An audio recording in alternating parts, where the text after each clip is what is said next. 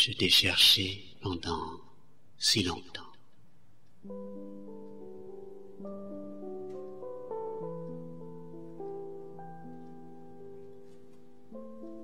Tous les matins à l'aube, je te cherchais.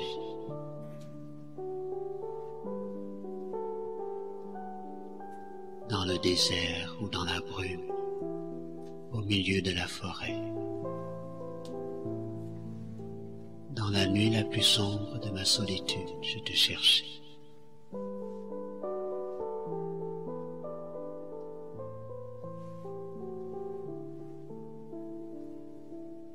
Et quelquefois j'ai senti que toi aussi tu me cherchais.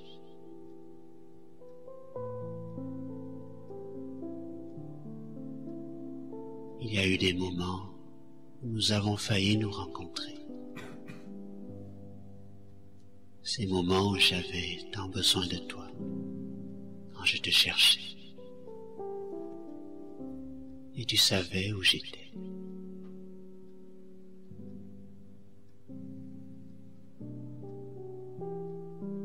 Mais la rencontre étant très subtile, souvent nous nous sommes manqués.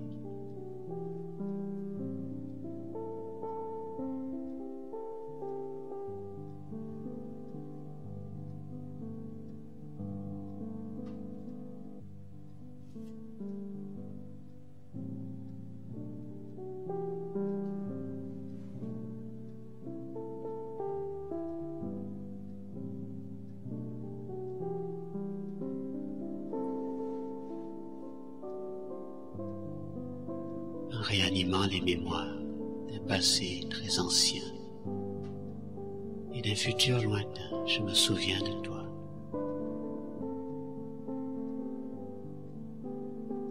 Ta douce voix qui m'enseigne la vérité m'appelle.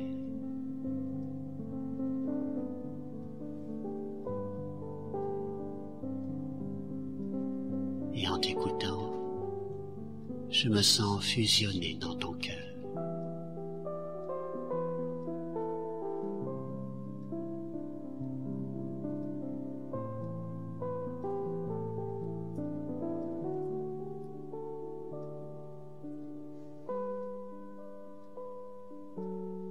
Tu es venu me retrouver. Tu m'as réservé une place dans ton cœur.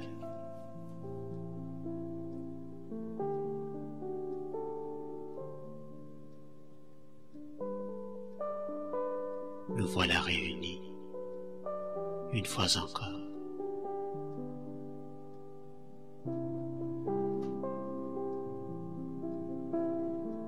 Je me souviens avoir entendu l'écho de tes appels, mais sans te reconnaître. Pourtant j'espérais que ce fût toi.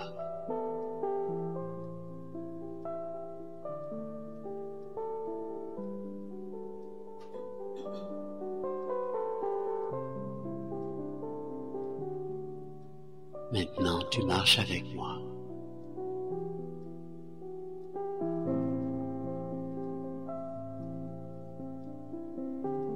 Parfois tu te tiens devant moi pour me montrer le chemin et tu veux voir mon courage car tu aimes cette qualité en moi.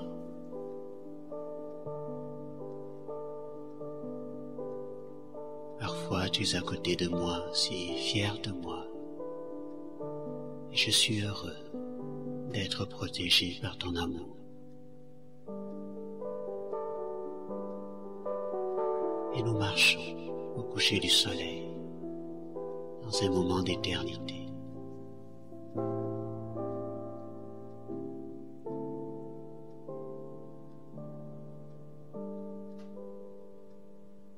Je sais qui tu es. Tu me connais si clairement.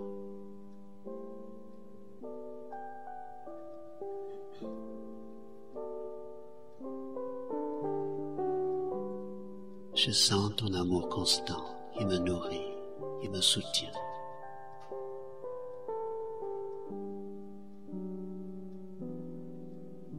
Et Et je vois qu'on peut accomplir tant de choses maintenant que nous sommes ensemble pour l'éternité.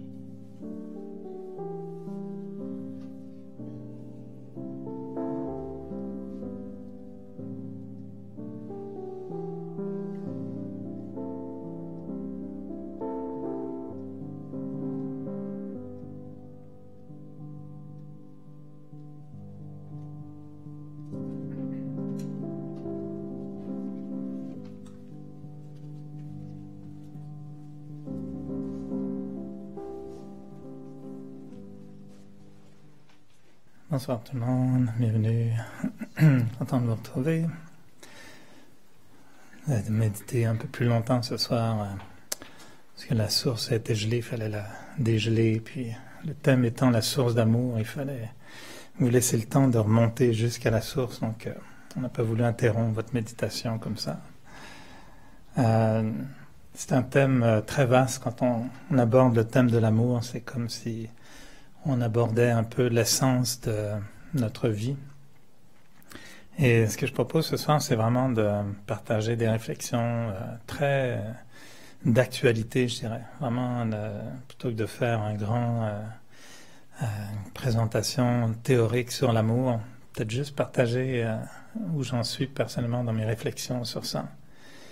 Et je pense que chacun a un besoin d'amour et une capacité d'aimer. Et la question qu'on se pose souvent, c'est de combien d'amour on a besoin et combien d'amour on est capable de donner. Et si on avait une espèce d'amouromètre qu'on puisse se brancher, maintenant ils devraient inventer ça, il me semble, avec des montres qui peuvent te dire le nombre de pulsations cardiaques à la minute, combien tu as marché. Si on devrait avoir une espèce une montre qui indique notre capacité, où est notre réservoir d'amour. Seriez-vous capable d'évaluer votre réservoir d'amour et de se demander combien, dans quelle mesure il est rempli, à moitié, au quart, centième, dixième, déborde? Quelle est la capacité qu'on a de recevoir de l'amour? Et quelle est notre capacité à en donner? Et c'est un peu le battement cardiaque quand on étudie, ça fait longtemps que j'ai étudié la biologie, mais il me semble que le cœur a cette fonction-là de faire rentrer le sang, puis de le faire ressortir, travailler, le nettoyer. Et on connaît des gens, des fois, qui disent, une amie m'a dit récemment, elle dit, une de mes caractéristiques, c'est que je ne sais pas accepter un compliment. Elle dit, le moment où quelqu'un exprime une félicitation, un compliment, elle dit, je me sens mal. Est-ce que ça pourrait par hasard témoigner une difficulté à recevoir même de l'amour? Un compliment, c'est aussi une petite forme d'amour, un amour déguisé. Et elle est incapable, elle dit, dès que quelqu'un me fait un compliment, je me sens mal. Combien on peut recevoir d'amour? Qu'est-ce qu'on fait quand on nous donne de l'amour? Puis qu'est-ce qu'on est capable d'exprimer? Et je pense qu'il y a vraiment des lectures qui changent selon notre compréhension de l'amour, mais aussi notre niveau auquel on ressent l'amour. On peut penser qu'il y a un amour charnel. Ça existe, non? On parle de ça, l'amour charnel? Ouais. C'est pas notre spécialité dans le Raja Yoga. Mais on en parle, on le connaît, on l'a expérimenté, on a beaucoup joué avec. L'amour charnel existe et il n'est pas nécessairement mauvais. Il y a l'amour humain qui comporte à la limite presque les animaux aujourd'hui, puisqu'on a une relation avec les animaux qui fait beaucoup de projections de relations humaines. Les gens transposent sur des animaux une relation humaine non accomplie des fois. Donc il y a l'amour charnel, il y a l'amour humain, et ensuite on parle d'amour divin. Et notre capacité à ressentir l'amour dans ces différents niveaux dépend de notre capacité de s'élever aussi, de passer d'un niveau de l'un à l'autre. L'amour charnel peut devenir purement de la luxure, juste un désir charnel et une expérience sensuelle, physique. Mais l'amour charnel est aussi des fois une reconnaissance de l'autre à travers le corps. Il n'y a pas que... on dit souvent que la luxure, c'est de la consommation du plaisir. La luxure, c'est on consomme le plaisir à travers les sens. Et les organes des sens ont été donnés au corps pour fonctionner, bien sûr, pour apprécier, pour vivre. Mais selon si on se perd dans ces plaisirs-là, ça devient à ce moment-là ce qu'on appelle la luxure. En catholicisme, au christianisme, on parlait de s'abandonner au plaisir de la chair. Tu perds le contrôle. S'il y a un contrôle, tu sais, c'est comme manger, c'est fabuleux de manger. C'est une belle capacité de... Mais tous les deux se regarder, on a des voitures mal garées partout, donc... Alors, la nourriture, c'est très... on ne peut pas dire qu'il ne faut pas manger. C'est très bien de manger, c'est bien d'apprécier la nourriture. Mais si ça devient une obsession, si ça devient un déséquilibre, si ça devient à coup une maladie, ben évidemment, en ce moment-là, c'est qu'il y a vraiment un problème de... Je pense que Jonathan, tu les appelés. On a tenté notre chance. On n'arrive pas à se garer. Hein. Il y avait un petit peu de retard ce soir parce que les voitures sont... Il y en a qui sont garées sous des panneaux interdiction, non? Ah, voilà. C'est compliqué dans le quartier. Hein,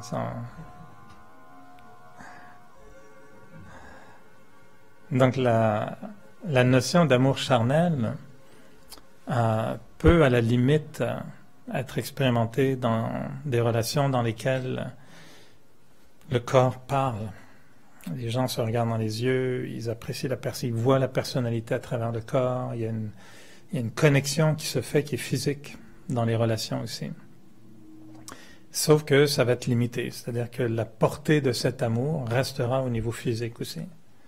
Et il peut déclencher des plaisirs sensoriels, et il peut aussi créer quand même un certain lien d'affection qui est donc physique aussi.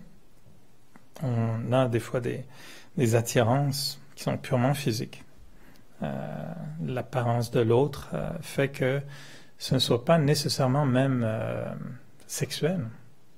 J'ai connu des personnes âgées où physiquement tu les trouves sympathiques, attrayantes, belles, mais il n'y a aucune pensée, il n'y a aucune arrière-pensée. Là. C'est purement de voir, vous voyez des fois une personne qui aurait 103 ans ou 105 ans, puis tu dis, wow, elle est belle, il n'y a aucune pensée sensuelle à ce niveau-là, mais il y a quand même un attrait même physique, une personnalité à travers le corps. Mais la plupart du temps, l'amour charnel va plutôt aller dans le domaine du feu de foyer, avec des petites musiques de jazz et un verre de vin. Puis il y a une version végane sans alcool aussi, donc vous pouvez choisir. C'est toutes sortes de possibilités maintenant sur le marché. Et donc cet amour-là, il est juste limité, parce qu'il reste à un niveau physique. Quand on exploite ensuite et qu'on explore l'amour humain, on se demande à ce moment-là, où est ma source? Est-ce que l'amour est véritablement dans ce que je ressens de l'autre? Ou est-ce que en fait l'amour n'est pas ce que l'autre déclenche en moi, que j'appelle ensuite l'amour? Puis c'est étrange parce qu'on va dire à quelqu'un « je t'aime ».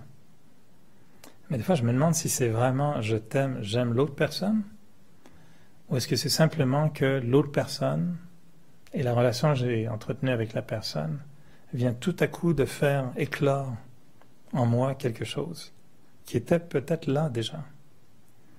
L'expérience des yogis, c'est que cet amour qu'on ressent peut être déclenché sans nécessairement avoir une personne devant soi.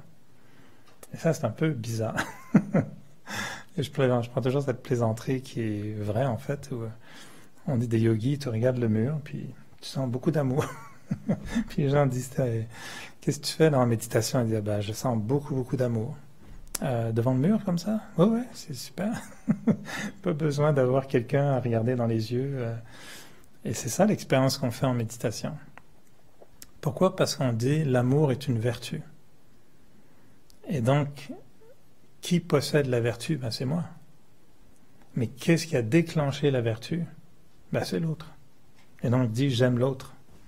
Mais en fait, l'autre a juste déclenché la vertu en moi. Ça te paraît possible ou c'est trop tordu comme... Je dis pas que c'est pas... on aime les autres. Mais ce qu'on aime vraiment... Et la preuve, c'est que la même personne, des fois, n'a qu'à dire 2 mots de trop, et à tout à coup, on l'aime moins. Je prends un exemple extrême. On est en amour avec quelqu'un, puis quelqu'un nous dit, écoute, j'ai vu ta blonde hier, vous êtes plus ensemble parce qu'elle était avec quelqu'un d'autre.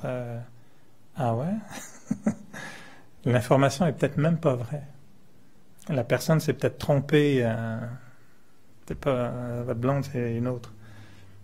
Mais juste une pensée, qu'est-ce que ça fait?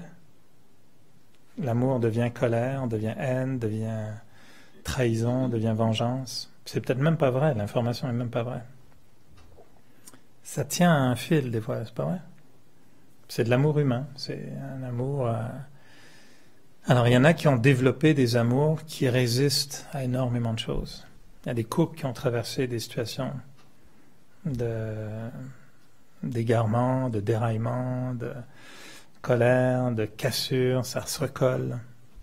Mais d'autres ont un amour humain qui est fragile et qui va se casser très, très rapidement.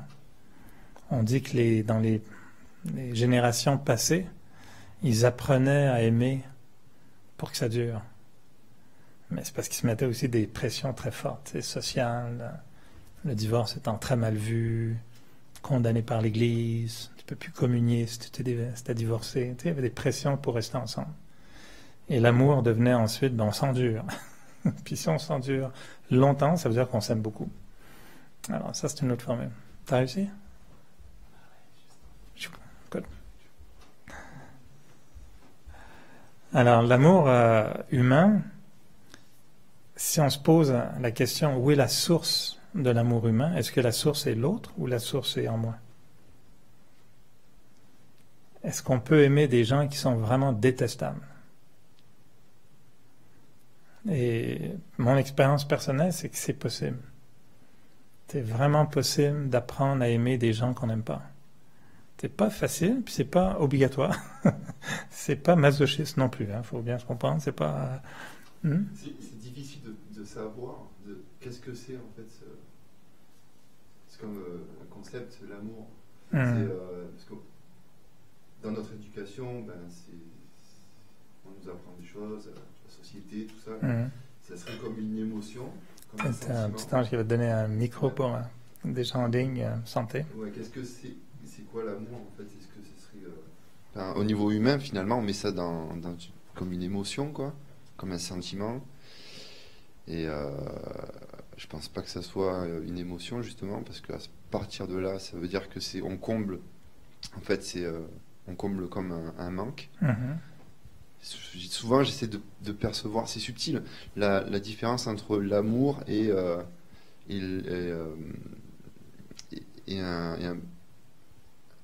un besoin comblé, ou l'attachement, l'ego et la spiritualité. Et c'est fin, et quand en fait on nous a jamais vraiment expliqué qu'est-ce que c'est l'amour. En fait, je crois qu'il n'y a que nous qui pouvons le découvrir, parce que c'est difficile à expliquer, et ça c'est pas une émotion, ça doit se goûter, ça doit être quelque chose, une saveur, un état d'esprit, je sais pas trop, parce que il me semble que quand on est bien avec quelqu'un, si on parle en tout cas d'une relation, c'est peut-être que l'amour, c'est au-delà des émotions, c'est quelque chose où l'autre te porte, révèle en toi des choses, justement, et c'est sur du long terme comme ça, malgré que, oui, on ressent des émotions désagréables, agréables, tout ça. Mais, après, voilà, c'est quoi? C'est un goût, je sais pas comment le dire, en fait. C'est comme quand on nous demande, c'est comme si on devait décrire, expliquer c'est quoi sucré. Ouais. On dit souvent ça, essaye d'expliquer à quelqu'un d'autre en mots c'est quoi sucré. Mais là, devant, j'allais parler de différentes couches aussi. Là, je mettais donc 3 types d'amour, donc charnel, humain, divin. Mais après, dans l'amour, moi, ma réflexion en ce moment, elle est qu'il y a une émotion qui peut être là. Et le sentiment, ensuite, il est intégré dans la relation. Puis ça veut dire dans le temps, dans ce qu'on a connu hier, avant-hier, la semaine dernière, puis ce qu'on veut faire, puis on projette dans l'avenir. C'est plus une émotion, ça devient un sentiment. Et à un moment donné, il y a une conscience qui s'établit. Conscience basée de l'amour. Et c'est là où, dans la spiritualité, on dit que l'amour passe de l'esprit à l'intellect. Et dans notre vécu, et ça, on peut jouer avec ça dans des ateliers ou dans des expériences de méditation. Puis je vais revenir là-dessus tout à l'heure. On fait d'ailleurs des méditations des fois où on passe, par exemple, de l'expérience de la paix au bonheur à l'amour. Paix, amour, bonheur. Tu essayes de switcher comme ça pour voir si tu es capable de ressentir c'est quoi la différence entre la paix, même entre le bonheur et l'amour. Il y en a qui mélangent les deux. Pourtant, c'est pas les mêmes choses. On n'est pas, tu peux pas dire que le bonheur et l'amour, c'est la même chose. C'est pas la même chose. Il y a un lien entre tout ça. Et on dit le pain et le beurre des yogis, c'est de jouer avec ça. Moi, ça, c'est notre terrain de jeu principal. En méditation, tout ce qu'on fait, c'est sortir comme quand tu manges, là, tu ouvres le frigidaire, puis tu dis, bon, qu'est-ce que je fais aujourd'hui? La méditation, c'est exactement pareil. Tu ouvres le cerveau, là, puis tu dis, bon, qu'est-ce que je fais aujourd'hui? Puis là, des fois, tu trouves que tu as des vieux radis un peu ratatinés, parce que tu as une journée dure. Alors là, tu dis, bon, on va en enlever les 3/4, on va rescaper un petit bout. Puis tu te fais à manger avec ce que tu as.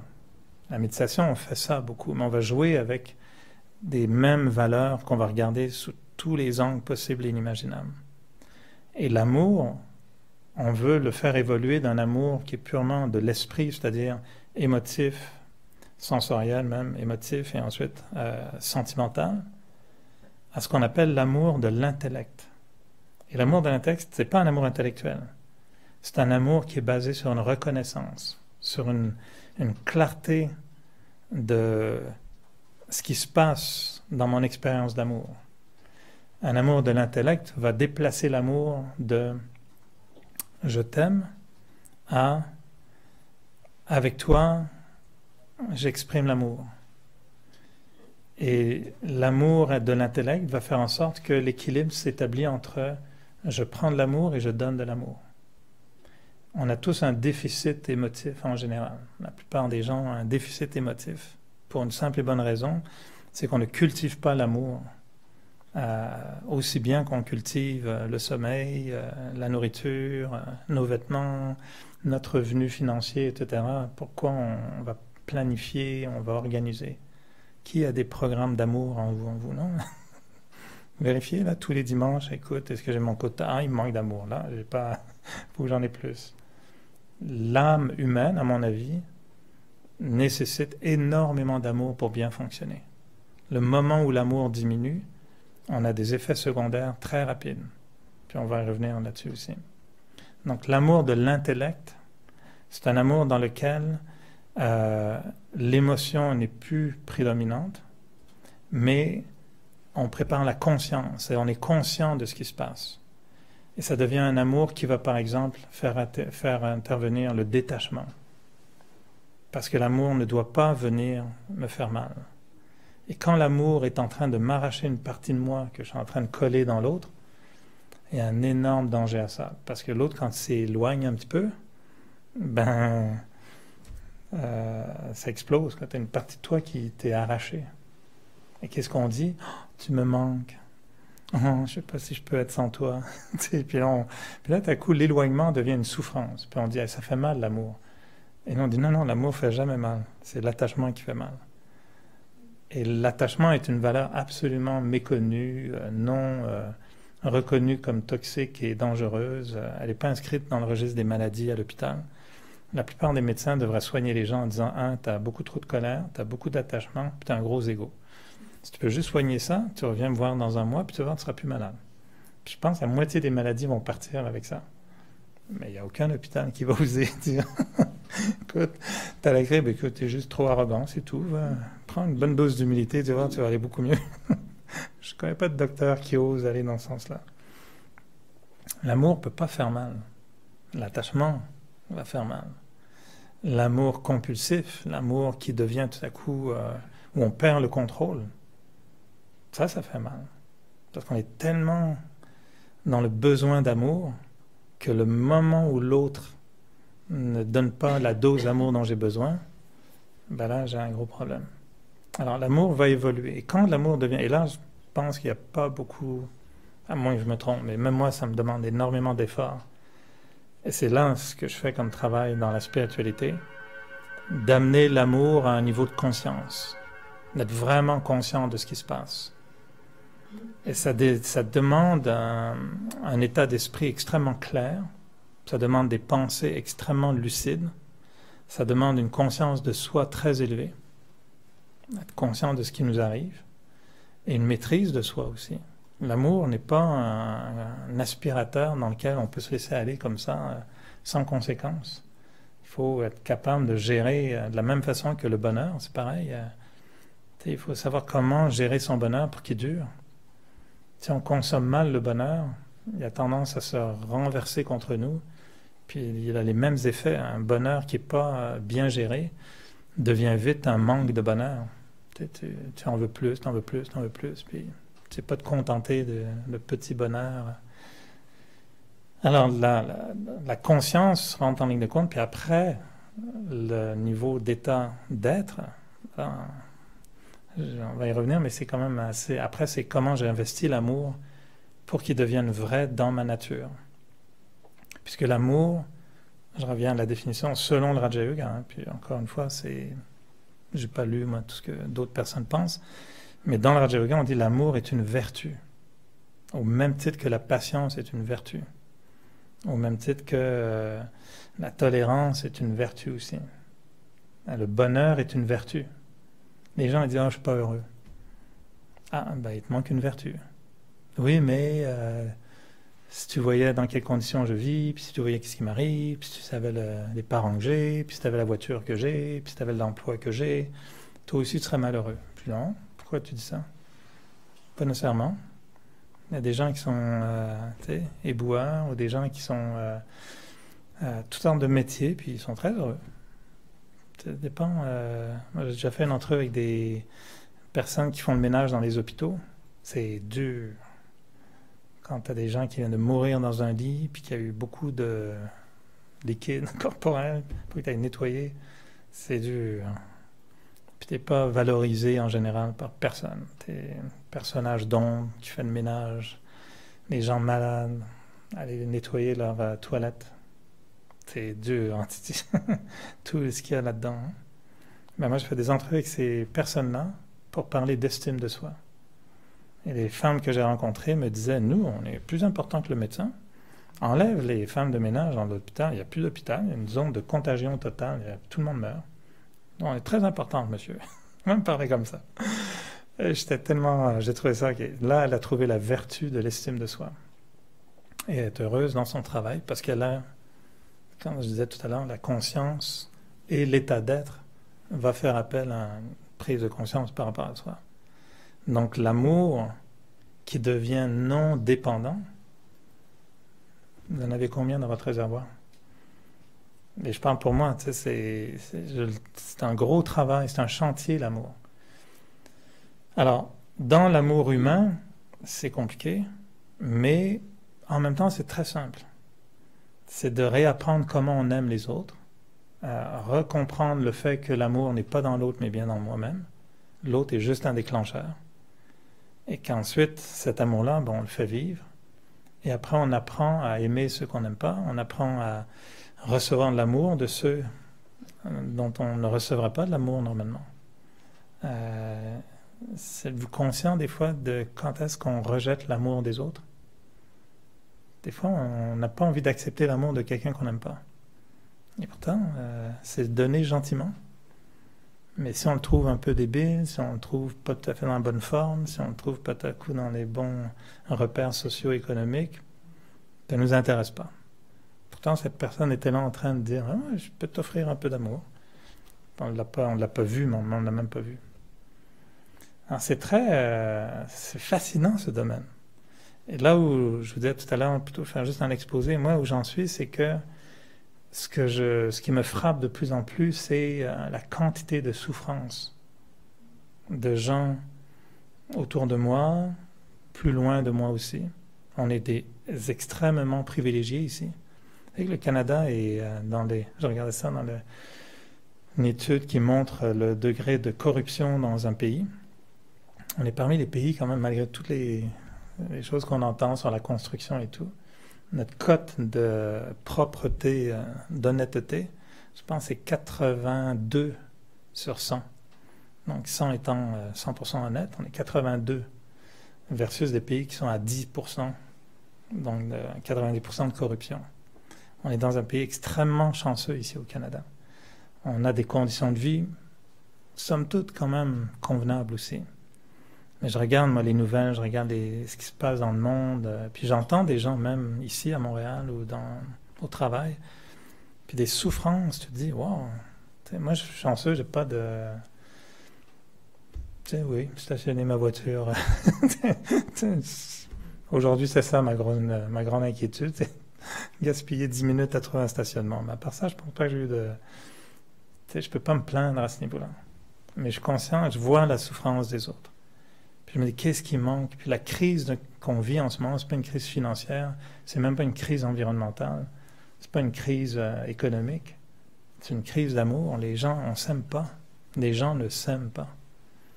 C'est très sélectif. Ils aiment 2-3 personnes, puis ça dure pas si longtemps que ça, puis on sait pas combien de temps ça va durer. C'est vraiment une crise d'amour énorme. Je veux dire, tu regardes tout ce qui se passe dans le monde, si on s'aimait, on pourrait pas se comporter comme ça.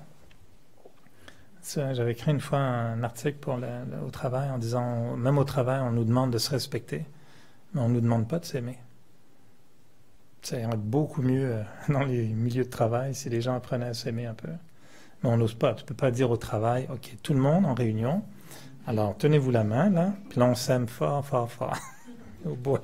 Je pense qu'il y a un syndicat qui va dire, non, c'est hors contexte, ça appartient pas au travail.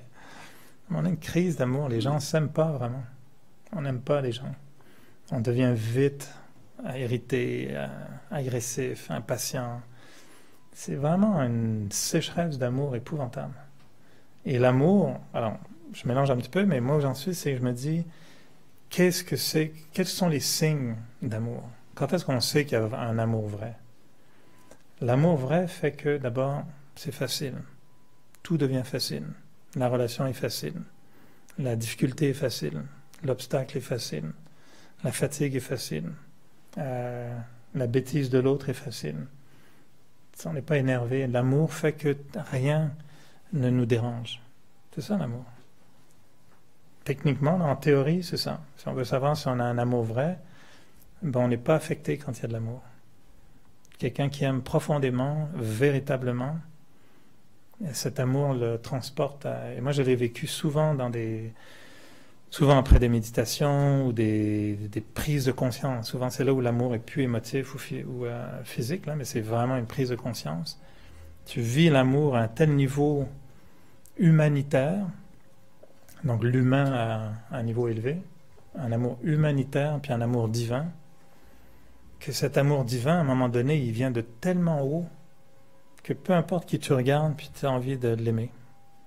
Puis tu te dis, peu importe ce que la personne me dit, peu importe ce que la personne me fait, ça coule.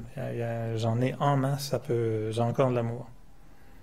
Mais s'il n'y a pas ça, c'est pour ça qu'on va parler tout à l'heure de source, s'il n'y a pas cette espèce de courant d'amour, ben le moment où quelque chose nous arrive en pleine figure, là, tu réagis, puis tu dis oui, non, c'est pas tolérable, pas d'amour. Et on a appris à vivre dans des sociétés sans amour. Alors, on crée des lois, on crée des règles, puis on gère tout par espèce de règlements, lois, etc. L'amour a une dimension qui n'est pas besoin de légaliser l'amour. Tu sais, quand il y a de l'amour, c'est naturel et ça... C'est tout pour ma voiture maintenant? Ça a passé, ça n'a pas crié, mais il est passé. Je peux juste regarder s'il y a encore plein de voitures à côté de la mienne. Ben, juste après le talus, là. Désolé, des petites... Pour ceux qui sont en ligne et qui sont en Europe en ce moment où il fait 20 degrés, imaginez, moins je ne sais pas combien, de la neige et on ne sait pas où mettre les voitures. Ça va être très exotique pour ceux qui écoutent ça en Afrique. Alors, c'est vraiment... moi, je m'interpelle beaucoup sur... OK, je parle d'amour, j'en consomme, mais est-ce que j'ai suffisamment d'amour pour répondre à la demande autour de moi? Est-ce que j'ai suffisamment d'amour juste pour être un peu indépendant d'un point de vue émotif? Et je ne mets pas du tout en cause les relations amoureuses. C'est pas ça du tout, c'est pas du tout ce discours-là. Les relations amoureuses sont importantes parce qu'elles nourrissent ma relation à l'autre. Sont essentielles. On doit avoir ces relations. Les couples, c'est essentiel. Les parents avec les enfants, les amis avec les amis, les frères avec les sœurs. Il y a une relation qui va être nourrie d'amour. Ça, c'est évident. Il faut ça. L'argument que je me donne à moi, par exemple, c'est de me dire, il faut que j'aille dans toutes les couches de l'amour. Que s'il y a une relation avec l'autre d'un point de vue physique, que je sache apprécier l'autre physiquement. Dans sa beauté, dans sa laideur, dans sa bonne humeur, dans sa mauvaise humeur, quand il ou elle est en santé, quand il ou elle ne l'est pas. C'est ça l'amour. Donc charnel, physique. Et humain, aimer tous ceux que j'aime pas. Et si vous vraiment faites juste cet exercice pour mieux connaître c'est quoi l'amour, comme l'expérience, prenez quelqu'un que vous aimez pas vraiment. Puis donnez-vous un certain temps en disant, OK, je me donne 2 semaines. Pour aimer la personne, honnêtement. Puis si vraiment on en fait un objectif, puis vous dites, je veux vraiment essayer de voir ce que ça donne. Où est-ce que c'est en moi cette petite capacité d'aimer ou de ne pas aimer? Et moi, ça a été la seule façon de découvrir le mécanisme de l'amour, ce dont tu parlais tout à l'heure. De me questionner pourquoi j'aime pas cette personne. Et de comprendre qu'il n'y a rien de mal dans l'autre. Que c'est vraiment mon ego de l'intellect qui ne peut pas aimer l'autre. Un jugement sur le physique, un jugement sur le comportement. Si je vois qu'une personne, par exemple, je sais pas, laisse tout traîner, n'a pas de bonne tenue... Ok, c'est bon. Je peux continuer à parler, tu vois. Alors, si on voit que quelqu'un a un agissement... Tu sais, il y a des gens qui me disent souvent, moi, je supporte pas ça. Et c'est toujours avec le sentiment que j'ai raison de ne pas le supporter. Puis j'ai toujours envie de dire, as-tu conscience que tu es malade? C'est comme, on dit ça comme s'il n'y avait rien de mal, mais c'est comme si moi je disais, je sais pas, moi ça me fait roter tout le temps. Je sais pas, c'est une bêtise là, mais je dis, oui, arrête, soigne-toi, prends un bonbon, arrête de roter. C'est pas une bonne chose de roter tout le temps. Mais les gens disent, je supporte pas ça, comme si c'était OK de ne pas supporter quelque chose. Et non, on dit, c'est pas que l'autre est insupportable. Parce qu'il est marié, il y a des enfants, puis le mari ou la femme, les enfants l'aiment beaucoup, puis ils le supportent très bien. Mais souvent, on a cette attitude de dire, je supporte pas ça. Tu sais, quelqu'un peut dire, juste sa façon de parler, moi je peux pas, je supporte pas. Mais il y a un jugement, il y a une intolérance, on brûle.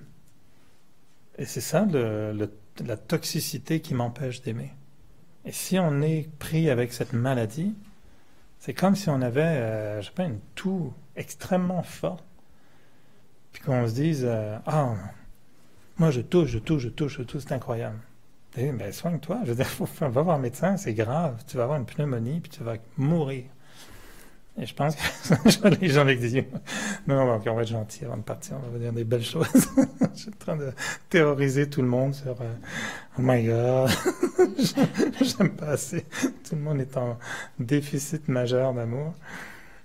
Mais tout ça pour revenir au fait que quand moi je me suis interrogé sur pourquoi j'aime pas telle personne, j'avais une liste, plein de choses qui auraient pu dire elle est comme ci, elle est comme ça, elle est comme ci, elle est comme ça. Puis je revenais toujours, mais pourquoi tu n'aimes pas? Si t'étais Mère Teresa, tu l'aimerais? Si t'étais Dieu, est-ce qu'il l'aime? Peut-être qu'il l'aime beaucoup. Et vraiment, je me suis posé la question, qu'est-ce qui en moi bloque la capacité d'aimer? Parce qu'on a des modèles. Dans les Brahma Kumaris, on avait une dirigeante qui est décédée maintenant, Dadi Kumarka, que j'ai connue quand j'ai commencé, j'avais 21 ans, première fois que j'étais en Inde. Ma pensée était de me dire, je veux quand même être sûr que c'est safe ce truc, parce que, tu sais, en Inde, C'est pas trop, là. Tu te dis, écoute, c'est peut-être... j'étais conscient, tu sais, qu'on se fait peut-être laver le cerveau avec toutes ces philosophies, tous ces trucs. Alors, je suis allé en Inde, puis quand elles nous ont reçus, les dirigeantes, d'une humilité incroyable, puis elles nous accueillent dans leur chambre. Tu sais, c'est souvent leur chambre à coucher. T'as un lit, une petite dame, hein, puis, voilà, puis elles reçoivent les gens, puis on parle. Simplicité totale, totale, totale. Et cette femme-là, dès que je l'ai vue, Dadi Kumarka, moi j'avais perdu ma mère jeune, puis elle était comme une mère multipliée par 100. Elle était comme son sourire, ses yeux. Je ne peux même pas te décrire. Là, je perds mes mots, là, que je ne peux pas te dire comment j'ai ressenti ça. Mais c'était un amour très, très, très fort. Je me disais, waouh, j'ai jamais vu ça. Des gens avec cette vibration d'amour. Et avec cette femme-là, par exemple, je l'ai ressenti souvent, souvent, souvent, souvent. Dans une méditation extrême dont j'ai parlé à plusieurs reprises, où tu es en larmes, tu médites, puis tu penses que tu vas exploser carrément. Là, je pensais vraiment que j'allais exploser devant tout le monde. Et la méditation s'est terminée, puis la seule pensée qui m'est venue en tête, c'était « Ok, Eric, si tu voulais savoir c'est quoi l'amour, ben, c'était exactement ça. » Et ce jour-là, pour moi, j'ai vraiment goûté l'amour en me disant « Ok, là, je connais le goût, là. Là, je sais le reconnaître. C'est vraiment pas le bonheur, puis c'est vraiment pas la paix. C'est pas la compassion, c'est vraiment des goûts très différents. Il y en a qui ne savent pas reconnaître le goût entre une camomille et une verveine. C'est de l'herbe. Ils pensent que tout ça, c'est de l'herbe. Les tisanes, c'est toutes des herbes. Non, non, il y a une différence entre la camomille et la verveine.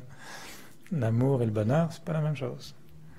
Et alors, quand on goûte comme ça à cet amour, puis après qu'on se dit, ben, comment je peux le reproduire?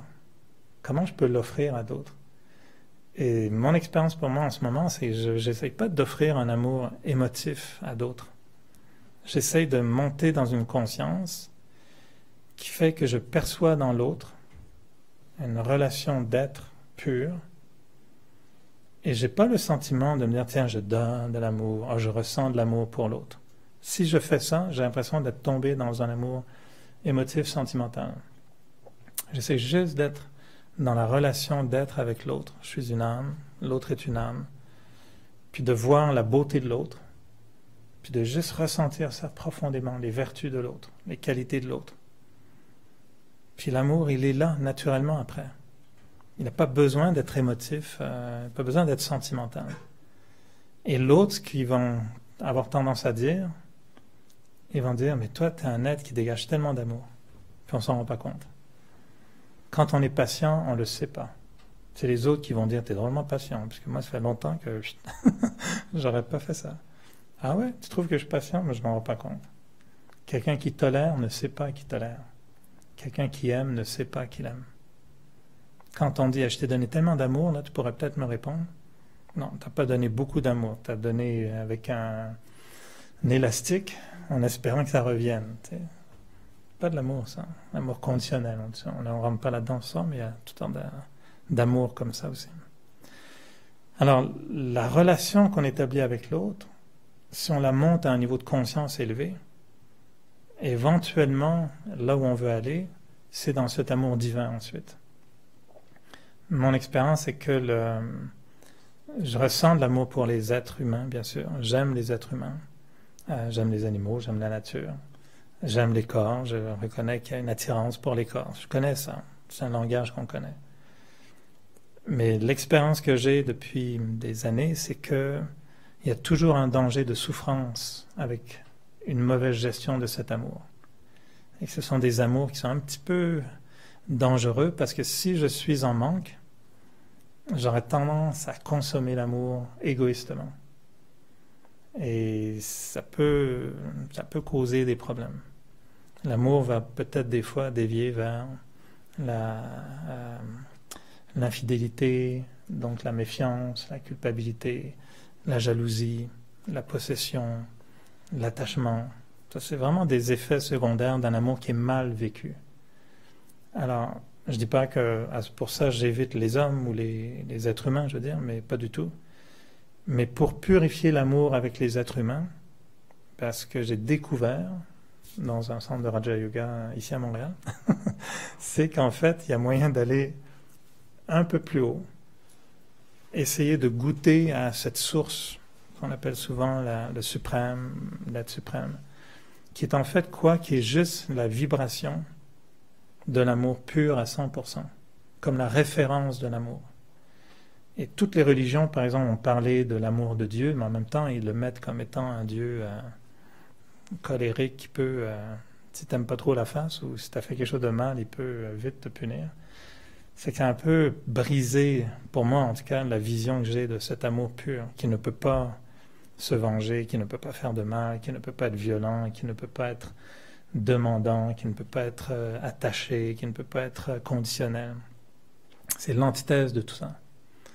Et de faire l'expérience d'un amour pur, de se dire, ben ça c'est la source de l'amour pur, qui nécessite que je me détache de mon corps, ma relation humaine, ma présence même sur la planète Terre, puis de se dire, moi, l'être qui pense, je viens d'où?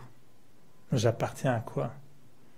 Et les religions nous disent souvent, on est venu nu et on va repartir nu, physiquement et spirituellement. L'âme est venue toute seule, puis elle est tombée dans un corps, il y a encore un réflexe, c'est bon, elle est tombée dans un corps, et l'âme va repartir sans son corps. Et l'expérience qu'on essaye de faire en méditation, c'est ça la philosophie du Raja Yoga, c'est qu'est-ce que je ressens quand je me dis je suis une âme?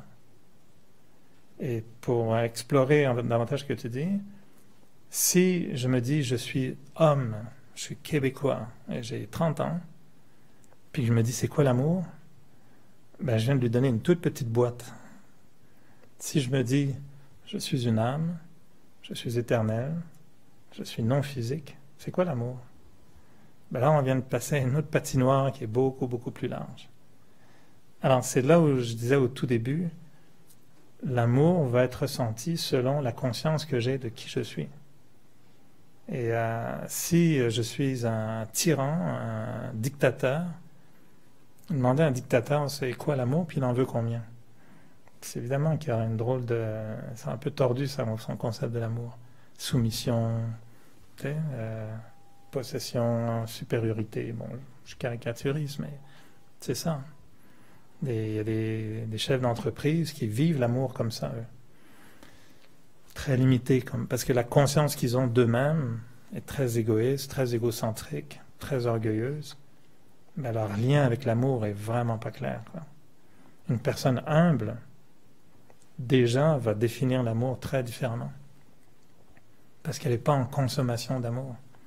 Et elle est OK si quelqu'un ne lui fait pas les louanges. Elle ne sera pas vexée ou blessée parce que quelqu'un ne lui a pas dit qu'elle était belle, magnifique et fantastique. Donc une personne humble a déjà un autre rapport avec l'amour.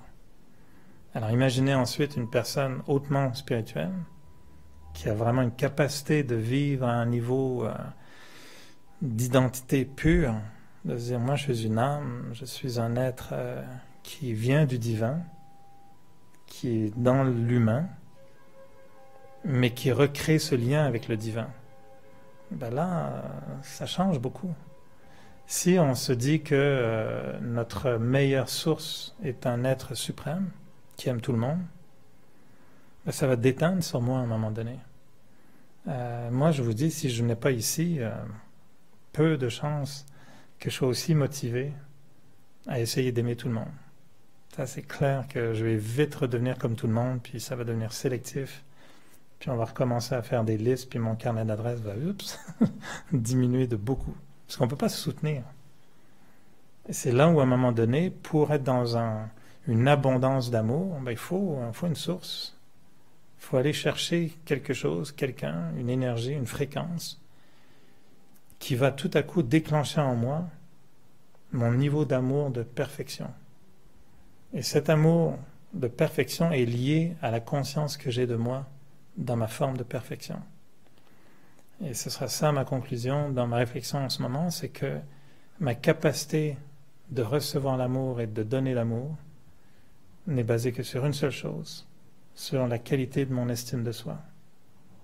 Et plus l'estime de soi augmente, moins je suis dépendant de l'amour, mais plus je suis capable de produire de l'amour. Et plus je l'apprécie. juste en donner un exemple, il y a des années, j'avais beaucoup de mal à laisser quelqu'un d'autre, par exemple, payer un repas. Ça, j'avais beaucoup de mal avec ça. J'avais beaucoup de mal à accepter quelque chose des autres. Et puis un jour, vraiment, c'est comme une prise de conscience. Je me suis dit, ouais, mais là, tu veux priver quelqu'un de la capacité de faire plaisir. Puis ça a été un gros effort pour moi d'être, par exemple, au restaurant, puis de dire, OK, tu veux pas, OK, là, ça me fait plaisir. Au début, c'était douloureux, tu sais, j'arrivais pas. Puis ça a été un apprentissage. D'où ça vient? C'est un manque d'estime de soi. Quand on a peur de ce qu'on vaut, on fait tout pour cacher l'intérieur qu'on n'a pas envie de voir, et donc on crée des artifices extérieurs pour bien paraître, prendre le dessus, être plus gros que... Tu sais, on est comme les oiseaux, ils gonflent leurs plumes, là, juste pour séduire. Puis une fois que c'est fait, et on devient une espèce de petit moineau. C'est ça aussi qu'ils font. Hein. On est un peu comme ça, l'être humain, il fait ça. Et moi, j'ai pris des années à accepter de ne pas faire ça, au risque de se montrer vulnérable, de se montrer nu, puis de ne pas paraître si gros que ça. Puis c'est correct. Et moi, une très bonne amie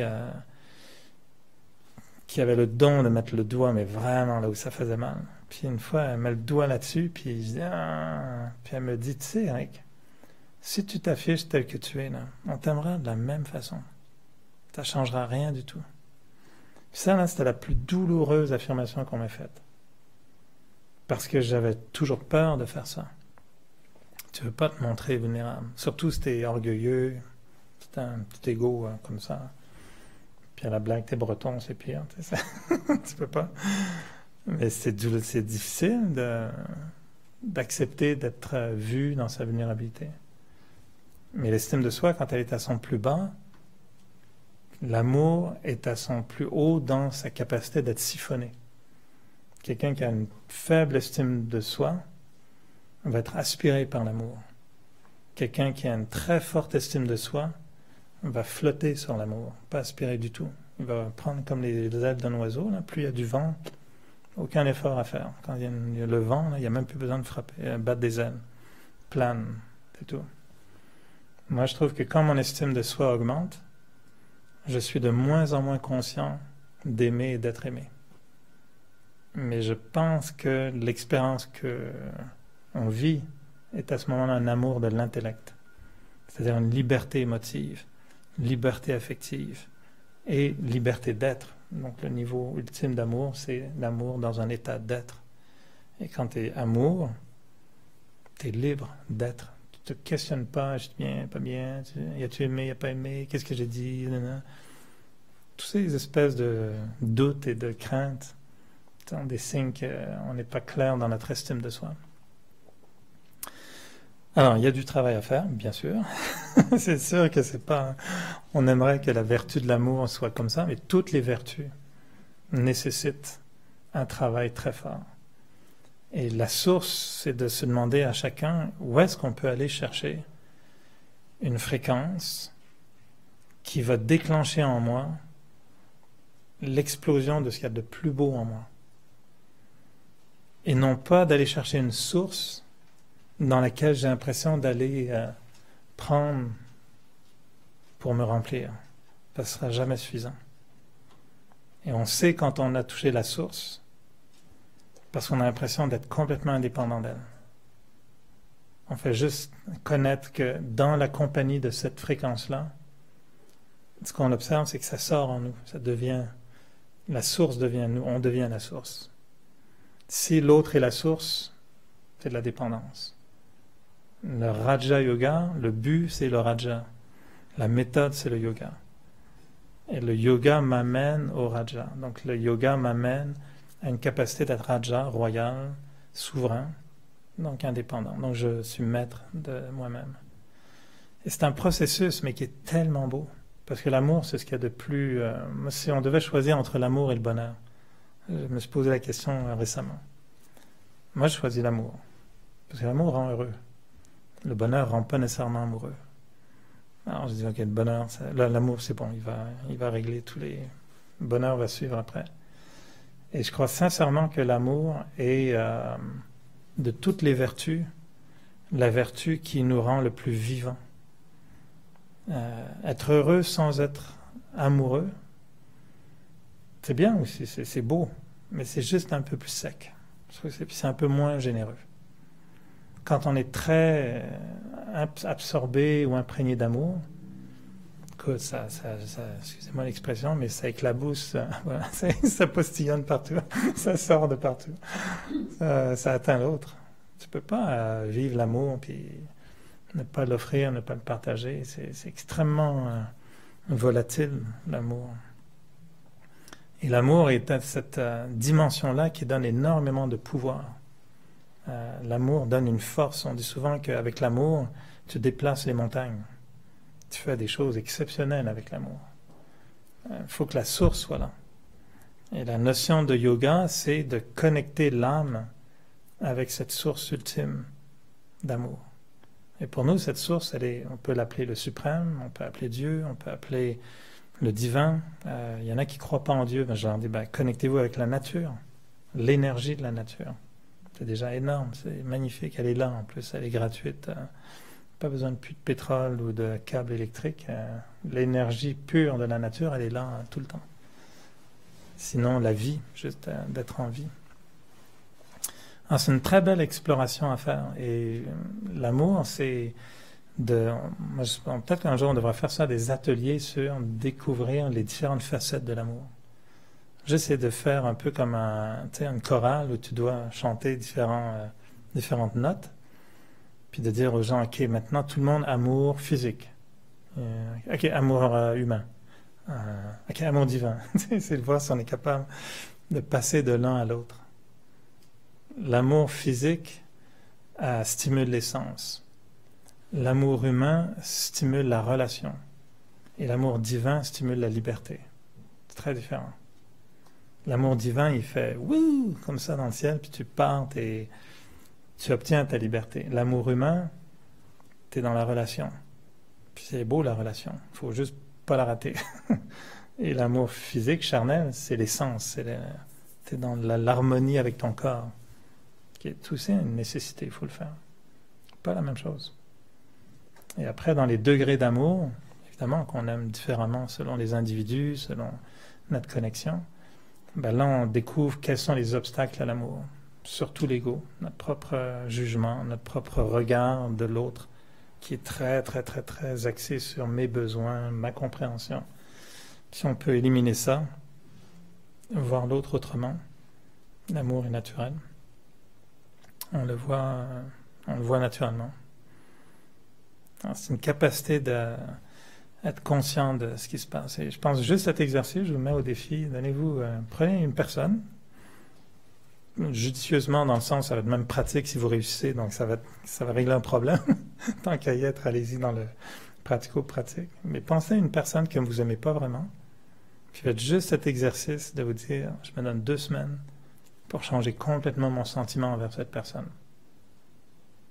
Pas pour juste le fait de faire un exercice, mais pour montrer à vous-même qu'est-ce que ça veut dire d'aimer quelqu'un qu'on n'aime pas. Et c'est d'identifier ce sera quoi l'obstacle. Je vous invite à écouter vos pensées, de dire à votre pensée intérieure, ok, dis-moi, pourquoi tu l'aimes pas? Parlez-vous à vous-même, vous avez le droit d'être schizophrène pendant 2 semaines. Ou bipolaire, comme vous préférez, ou posséder, jouer avec si vous voulez. Mais en se parlant comme ça, pourquoi je n'aime pas? Pourquoi cette personne m'est antipathique? Qu'est-ce que ça veut dire l'aimer? Comment je peux l'aimer? Faites l'exercice, vous allez voir. Moi, je l'ai fait avec plus d'une personne. Et à chaque fois, c'est fascinant ce que ça a créé. Ça nous fait pratiquer tous les mots qu'on a utilisés tout à l'heure. L'attachement, l'orgueil, la jalousie, la possession, la consommation. Pour moi, c'est le plus gros élément que j'ai découvert. Que la formule d'amour que j'aimais, c'était un amour de consommation. Jamais consommer ce que j'allais chercher chez les autres. Puis j'appelais ça, je l'aime bien, ou je l'aime bien elle, je l'aime bien lui, j'aime bien consommer. Les animaux, c'est pareil, parce qu'ils sont pratiques, eux, ils disent rien. Alors tu peux consommer tant que tu veux. Puis ils sont heureux. Qu'est-ce que tu veux? Plus tu les flattes, plus ça ronronne, plus c'est heureux. Ben, c'est bon. L'amour, comment on appelle ça? L'amour en poil? Non, l'amour en peluche. Il y a une expression comme ça. L'amour, une petite boule d'amour. En tout cas, j'ai pas de chat, donc je sais pas. Mais... Alors, je vais arrêter là, mais je pourrais vraiment, je sens qu'on a juste commencé là. Je me sens comme, j'ai l'impression d'avoir juste abordé le sujet, effleuré. Il y a tellement d'autres aspects, et c'est tellement le plus fondamental de tous les aspects. Peut-être juste une dernière note. Moi, je me suis posé la question et je vous invite à vous la poser. Si vous deviez vous choisir 2 vertus, que vous dites, moi, j'aimerais ça être reconnu pour ma spécialité, de juste 2 vertus. Et quelle choisiriez-vous? Je vous laisse y penser. L'ouverture? Chacun va trouver ses vertus. Le respect, c'est une très belle.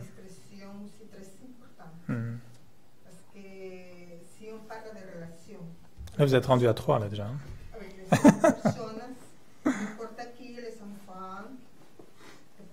Jeunes, les adultes, les personnes âgées, tout le monde, d'avoir la discrétion. La discrétion, c'est la clé de la liberté. Pourquoi la liberté? Vous êtes rendu à 4, là. 5. Parce que la liberté, c'est capable de que la persona crea una conciencia. ¿Cómo se crea la conciencia? La conciencia se crea dans la pratique sociale. Alors, tu vois, j'ai lancé, on a lancé le bouton, là. On apprend à découvrir ses défauts, par exemple la jalousie, ou la personne qui s'achète, ou la personne qui n'aime pas. On apprend à jeter tout ça, et ça commence à développer la perfection. Qu'est-ce que ça veut dire la perfection? Mais là, je vais vous arrêter parce qu'on va devoir méditer. De verticalité. La verticalité se trouve là-bas, à l'entrée. Vous savez lire tout ça? Là, j'appuie sur un bouton. Ça, c'est la perfection. Là, vous êtes rendu à 7. Là, j'en ai compté 7 ou 8. Mais faites l'exercice de vous poser cette question. Si vous deviez être connu pour 2 vertus, et quelle choisiriez-vous? C'est dur comme choix. Mais c'est intéressant d'en choisir pour devenir après un spécialiste dans une de ces vertus. Et évidemment, vous pouvez vous douter de celle que j'ai choisie, d'une des 2.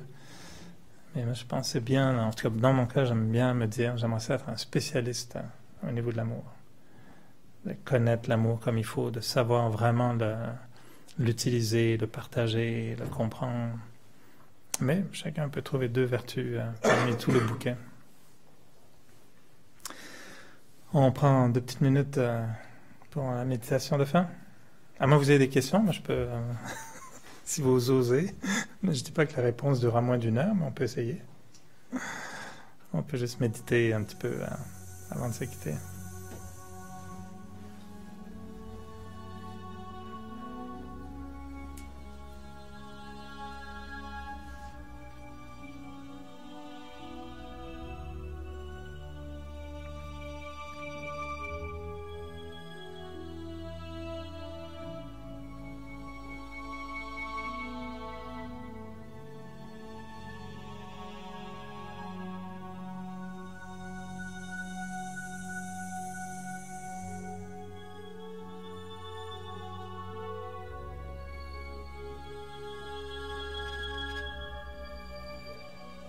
Même si on prend juste 2-3 minutes pour s'intérioriser.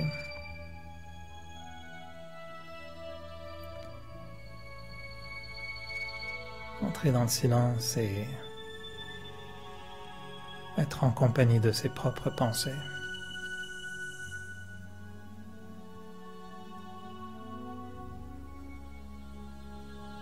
Sentir qu'une pensée est un lien entre ce que je suis maintenant et ce que je vais devenir.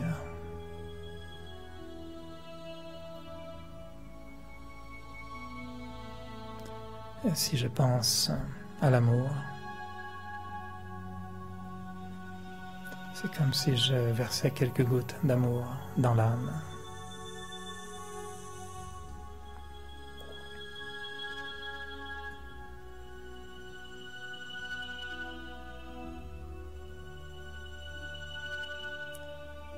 en me voyant comme une âme,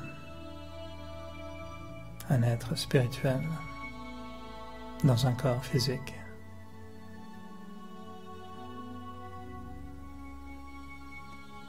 Je ressens que l'âme peut facilement s'intoniser sur cette valeur d'amour. C'est-à-dire que la nature de l'âme, c'est d'aimer. La force de l'âme, c'est d'aimer.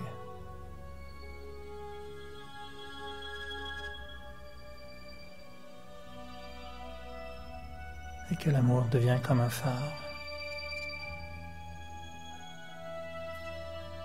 Une lumière que je peux propager.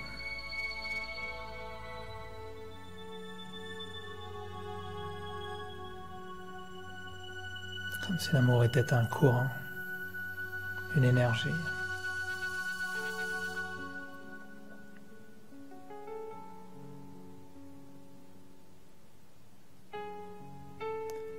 Et je laisse l'amour me transporter dans cette dimension de liberté.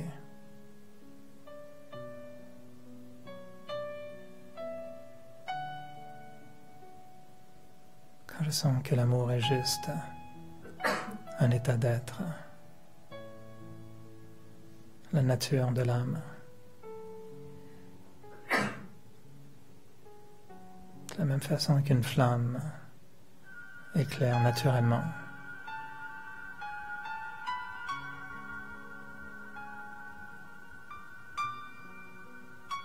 Une âme pure propage l'amour naturellement.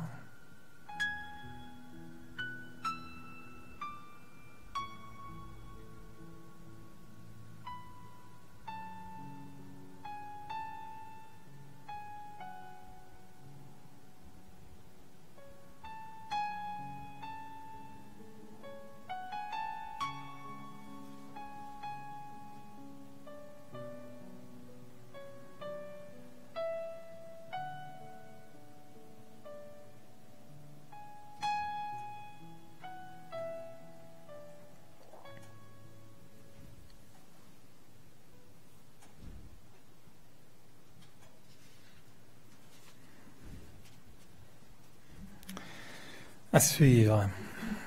Je ne sais pas c'est quoi le thème la semaine prochaine, mais je continuerai peut-être un petit peu sur ce thème-là. Très brièvement, chaque semaine, on a vraiment beaucoup d'activités. Donc, s'il y en a on a une conférence en espagnol, 4 février, donc lundi prochain. Des cours de méditation en français qui commencent mardi prochain. Un atelier pour les enfants, samedi qui vient. Et je vous invite aussi à découvrir, à venir essayer les dimanches soirs. On a commencé depuis 2 semaines déjà une nouvelle formule de dimanche soir. Et c'est le même concept, 1 heure de méditation, donc avec peu d'intervention. Donc c'est vraiment chacun vient puis prend un bain de méditation pendant 1 heure. Sauf que là, on l'habille un petit peu plus avec des yogis sur scène. Donc il y a 3 personnes sur scène, puis plus on sera de monde, plus on va mettre de gens sur scène. Et ça donne comme une espèce de présence très particulière. Et il y a juste une intention beaucoup plus forte encore sur 7 heures de méditation. Bien organisée, plusieurs personnes s'intéressent à mieux centrer l'énergie un petit peu pendant la méditation. Et c'est une méditation qu'on développe maintenant en 2 aspects, alignement, connexion. Donc c'est un peu le thème qu'on prend chaque dimanche. Une partie de la méditation, c'est juste un alignement avec soi-même. Donc il y a un petit commentaire qui parle de ça. Puis après, c'est vraiment connexion. Donc ce qu'on a abordé un petit peu ce soir avec la notion d'une source ou la notion de comment est-ce que je crée ce contact avec une énergie pure qui déclenche en moi donc cette identité. Alors, donc tous les dimanches soirs à 7 heures, on fait ça aussi. Puis les 2 derniers dimanches, même s'il y avait des petites tempêtes, c'était vraiment intéressant. Et moi, j'ai la vision qu'un jour, le dimanche soir, ça va être vraiment la grosse soirée à l'émergence. Puis ça va être plein. Puis les gens ont vraiment besoin de ça. Et ce que j'espère qu'on puisse offrir, c'est une méditation complètement neutre, dans le sens où tout le monde puisse y trouver un état de bien-être. Peu importe les croyances, peu importe la méthode de méditation. Si quelqu'un veut se mettre en posture de yoga, vous pouvez le faire. Si vous avez des tapis, des sièges par terre, peu importe, mais que chacun trouve que l'espace le dimanche soir, c'est vraiment OK. Avant d'aller affronter la semaine le lundi matin, on se remplit le réservoir de silence, de paix, d'amour, etc. Voilà, programme pour la semaine à venir. En espérant que vous aurez une voiture en sortant d'ici. Moi, j'espère que j'aurai la mienne. Bonne soirée, bonne semaine, puis à très bientôt. Enchanté.